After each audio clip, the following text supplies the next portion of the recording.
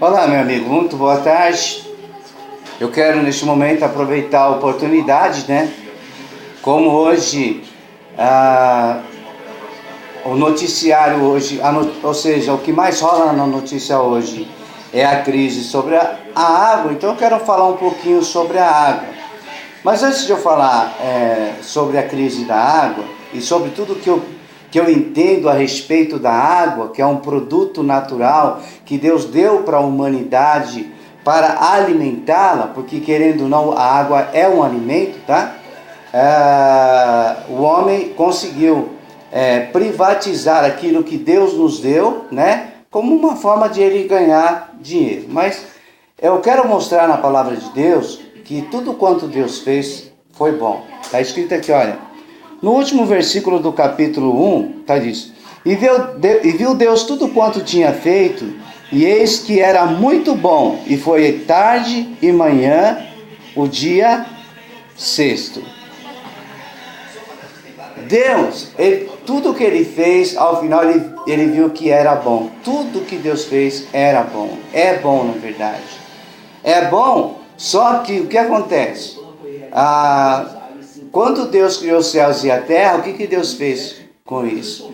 Ele pegou o homem, Deus criou um jardim no Éden, pegou o homem e o colocou no jardim do Éden.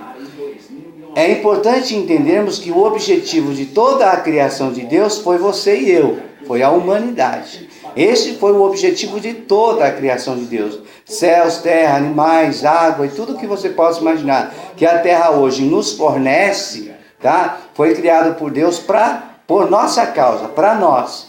Porque Deus já havia projetado nele o homem, Então, só que ele precisava de um lugar para pôr este homem. E este lugar é aquilo que nós chamamos hoje de planeta Terra.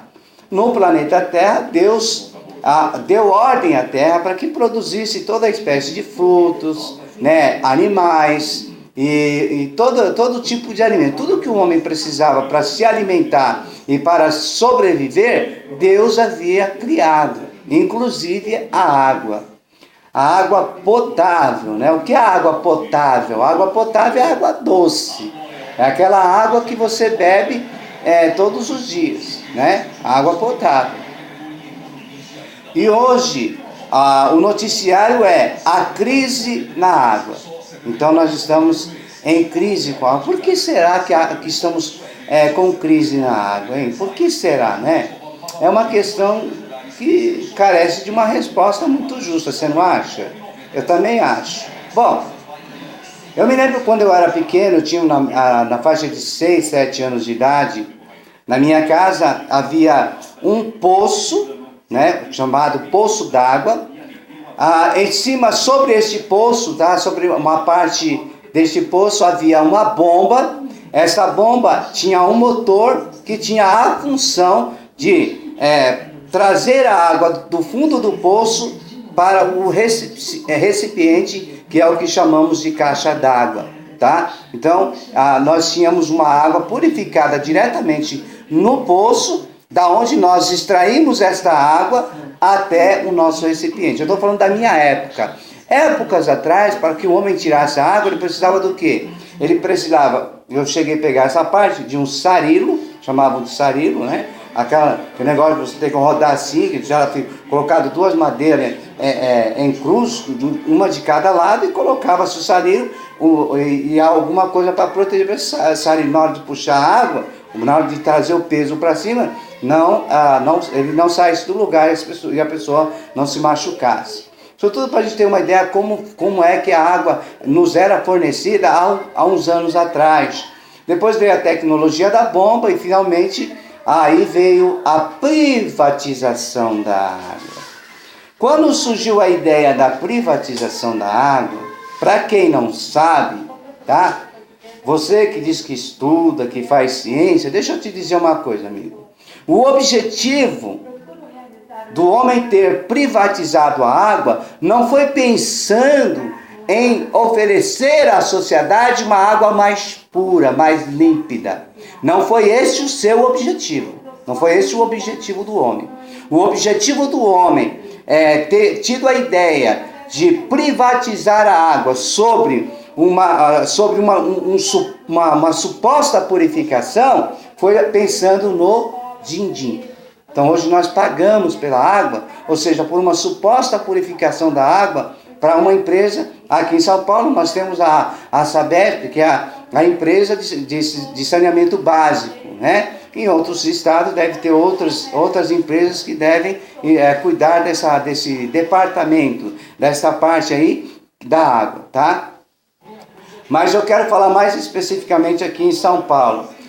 Nunca houve necessidade, e não haveria, e não há necessidade de uma empresa ou de um veículo para se purificar a água, como se a água viesse suja de debaixo da terra. Isso é uma conversa fiada, isso é uma mentira. Quem estuda ciência sabe o que eu estou falando. É mentira. O próprio Deus, Ele que fez os céus e fez a terra e tudo que nela há, inclusive o nosso suprimento, Deus também preparou através dessa terra, tudo isso foi perfeito, foi muito bem planejado, foi muito bem feito. É tão interessante o negócio que a ciência ela consegue explicar tudo, é interessante, a ciência ela explica tudo. Ela consegue até convencer você, ela consegue te convencer que você veio do macaco. É interessante, né? Um dia eu estava sentado na sala de aula e o professor de biologia falou assim: olha, nós viemos do macaco. Bom, eu já era evangélico, nada bobinho, levantei minha mão e pedi a oportunidade para o professor.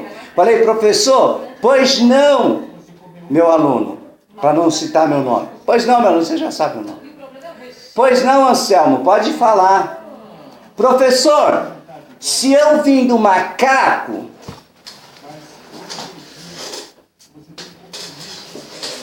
uai, como é que não tem nenhum macaco sentado aqui na sala de aula? Como é que o senhor explica isso? Obviamente o professor ficou sem palavras, né? É muito óbvio, né?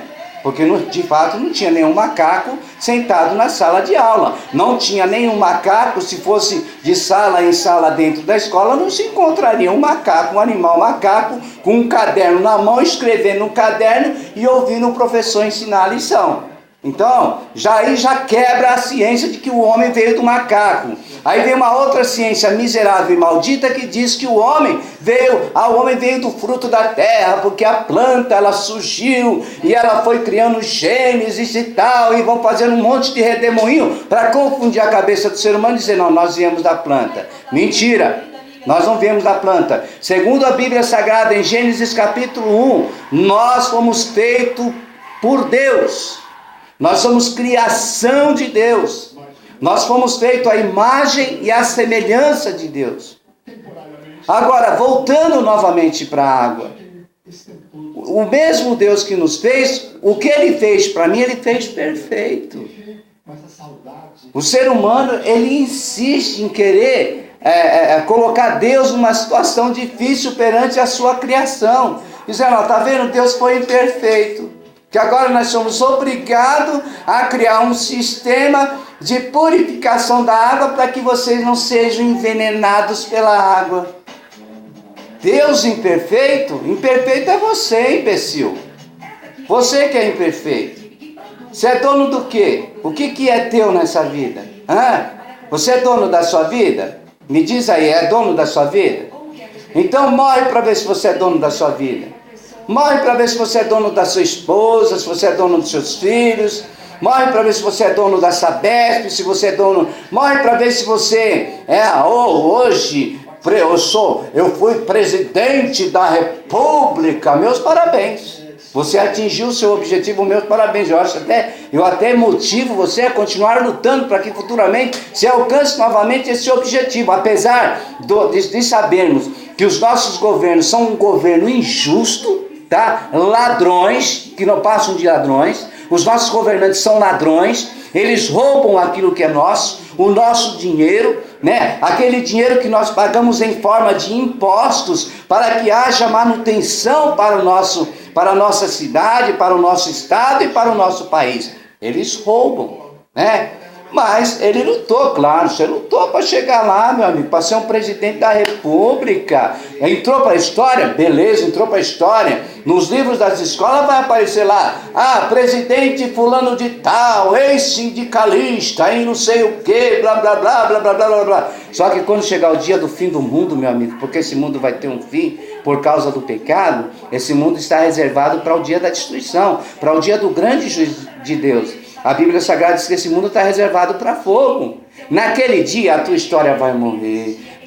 Todas essas estatuetas que colocam em praças públicas de presidente, ex-presidentes, pessoas memoráveis, Elvis Presley, John Lennon, pugilistas e tal, tudo isso vai ser destruído, meu filho. Esse memorial vai acabar. E na verdade na sua vida ele acaba quando você morre. Quando você desce a sepultura, acabou. Quando é tirado o seu fôlego de vida, acabou. Morreu, meu filho. Agora é o destino da tua alma. Qual é o destino da tua alma? E o homem pegou a água e privatizou a água. Logicamente, sobre a justificativa de que a água precisava ser purificada. E para ser purificada, então, eles criaram aí uma engenhoca, né? Que a mesma bomba, quer dizer, não a bomba, não vou comparar com a bomba, porque a bomba ela tinha a capacidade apenas de extrair a água do fundo e conduzir até o reservatório. Mas eles criaram um filtro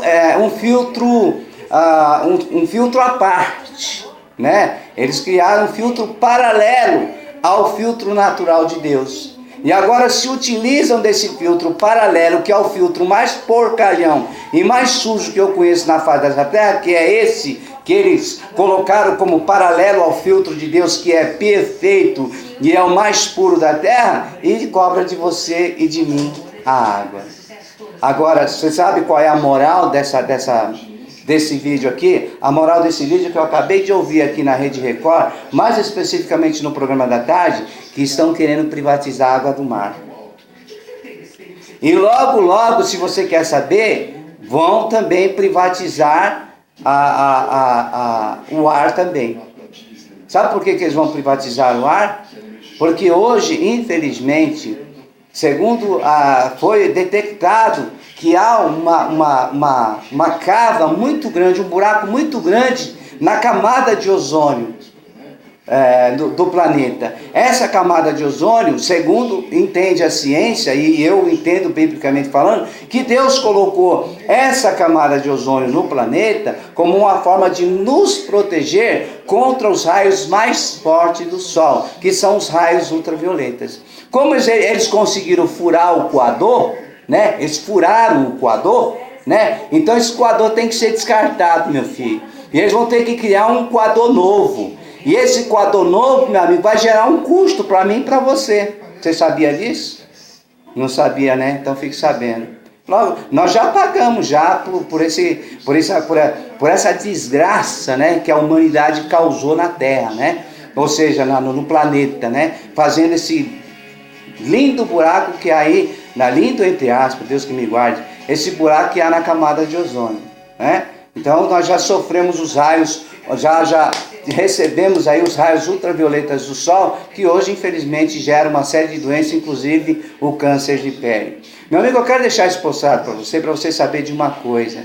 O meu Deus, o teu Deus, mesmo que você não reconheça Deus, mesmo que você não aceite Deus, o meu Deus e o teu Deus, o Deus que nos fez, Ele é perfeito. E tudo que Ele fez para mim e para você é perfeito. E Deus não fez nada pela metade, Ele fez tudo completo. Nós temos um filtro de água colocado por Deus na terra para filtrar para purificar a nossa água, para que ela chegue até a nós límpida, pura e pronta para beber. Sem precisar desse filtro paralelo que eles criaram aí, que hoje é chamado de saneamento, ou seja, Sabesp, né? Sabesp quer dizer Saneamento Básico do Estado de São Paulo. Ou seja, é a empresa responsável em administrar essa máquina paralela que filtra a nossa água, que na verdade não filtra, viu? Eu vou fazer um desafio a você. Quer ver só? Se essa água realmente fosse filtrada e fosse tão boa, eu não precisaria daquilo ali, ó, tá vendo? Aquilo ali é um filtro. Esse mesmo filtro eu usava também quando eu era pequenininho. Minha mãe comprava aqueles filtros de barro e colocava a água lá dentro do filtro para eliminar apenas o pó da terra. A terra não tem nada de sujo lá no fundo, mas eliminava o pó da terra, né? Então ela colocava água e a gente tomava aquela água do filtro. E a água do banho vinha direto da caixa, a água de lavar roupa vinha direto da caixa, e assim por diante, né? Mas, enfim, como você sabe, o homem conseguiu. Agora estão aí com uma ideia de privatizar a água do mar. Então fique esperto, meu amigo. Esse aumentozinho da água aí não é nada não. Vai vir mais coisa aí pela frente, viu? Aguarde, aguarde, hein? Logo, logo vamos nos falar novamente. Valeu!